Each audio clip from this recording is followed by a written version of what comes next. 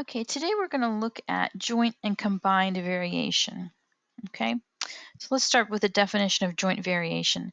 If a variable varies directly as the product of two or more variables, the resulting relationship is called a joint variation. You can express the relationship in the forms z equals kxy, where k is a non-zero constant, or, and this is where the way we normally see it will be as a proportion, z1 over x1, y1 equals z2 over x2, y2. We say that z varies jointly as x and y. So this is how it's going to be worded for you. Something varies jointly as these two. And whenever it's joint, okay, it's always direct.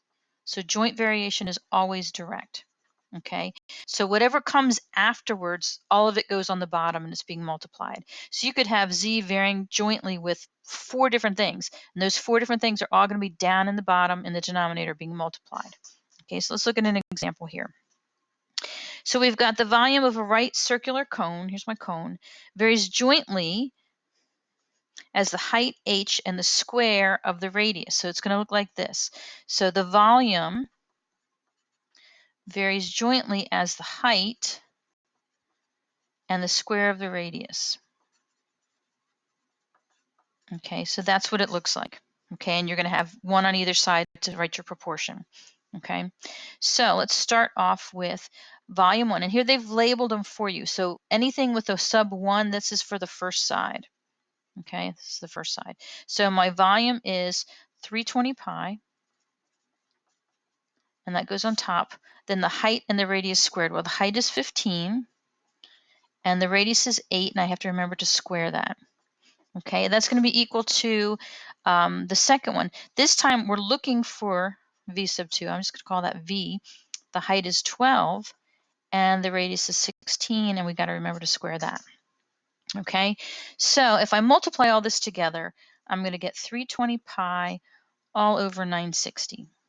And on this side, I'm going to have v all over 3072. Okay. If I solve for, and I'm going to treat right now I'm going to treat pi as if it was just a variable, and I'm just going to leave it as pi for right now. Okay. Which a lot of times, especially when you get to like physics and stuff, you're allowed to do that. Just keep it as pi. Okay. Because as soon as you change it to a decimal, now you no longer have an exact number. Okay. So I'm going to simplify this, and this is going to end up being pi over 3 is equal to v over 3072. I'm going to do cross products, and I'm going to have 3072 pi is equal to 3v. Divide both sides by 3, and I get 1024 pi is equal to v. And I could leave it like that. Okay, or I could come up with a rounded number, 3.14 times 1024, which would give me 3,215, and we'll round it to the 10th place, 0.4. Do they give us, they don't give us any units. Okay, so either one of these would be correct, either with the pi or multiplying 3.14 instead of pi. Okay. So that's direct or joint variation, which is direct. Okay, so everything after the first thing goes on the bottom. Okay, so the second type of variation then we're going to look at is combined. So combined variation has joint and inverse in it. Okay, so if a variable varies directly as one variable and inversely as another, and again, it can be more than two, the resulting relationship is called a combined variation. You can express the relationship in the forms zy equals kx or z equals kx over y. This is the form we don't normally use. This is kind of what we're going to look for. We're always looking for that. We're always looking for the proportion. So here is my first thing. Z varies directly. It varies directly with x, but it varies inversely with y. So if it's direct, it goes on in the denominator. If it's inverse, it goes in the numerator. So let's look at an example for that. Okay, so here we've got the power. The power P of an electric current varies directly as the square of the voltage V and inversely as the resistance R. Now, you don't need to know what any of that stuff means, okay? You don't need to know anything about electricity. You can still figure out how it's going to look. So let's figure this out, okay? So the power P varies directly as the square of the voltage and inversely as the resistance R. So the power, we'll put it there, there's the power, varies directly the square of the voltage. So the voltage squared goes on the bottom because it's a direct variation. And inversely, which means it's now going to go on the top of the resistance R. So here's resistance. Okay, so this is what your ratio looks like. Power is P, resistance is R, and voltage is V.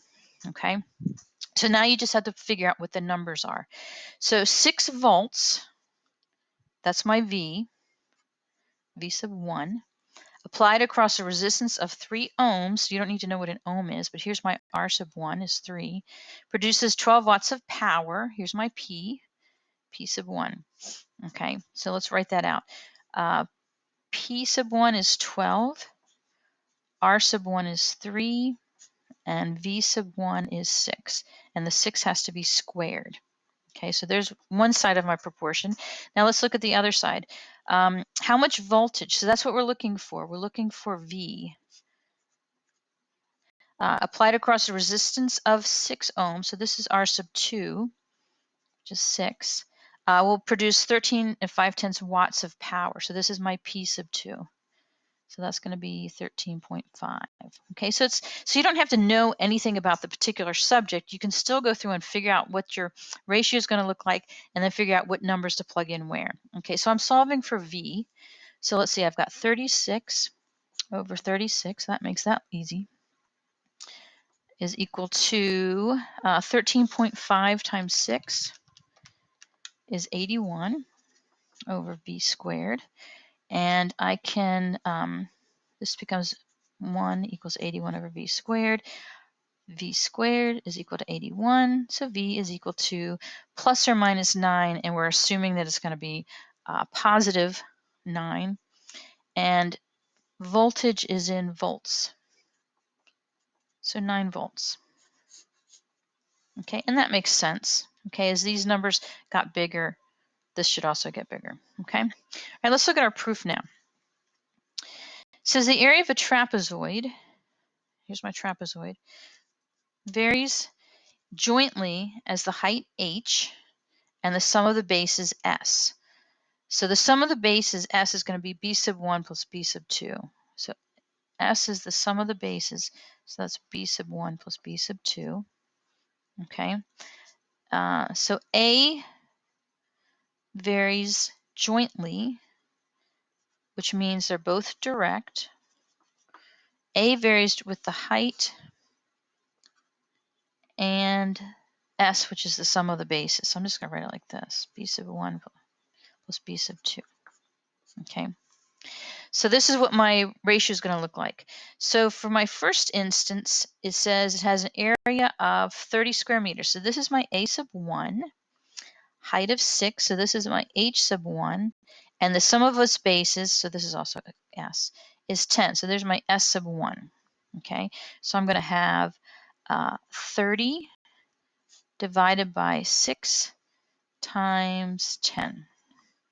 Okay, my second one then, it says find the area. So this is my a sub 2. So I'm looking for the area with a height of 4 meters, and the sum of its bases is 12.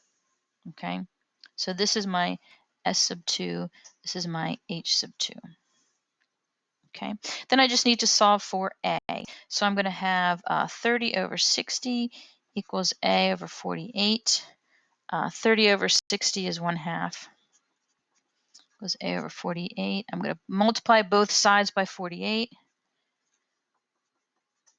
And I get a is equal to 24.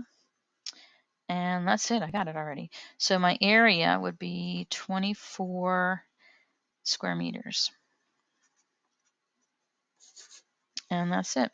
These are are quadratic, but we tend to solve these using cross products. You could, if you ended up with something that looked more like a standard quadratic equation, you could use a different form of solving. But since these tend to be, variation tends to be in a ratio, we usually just use cross products for that.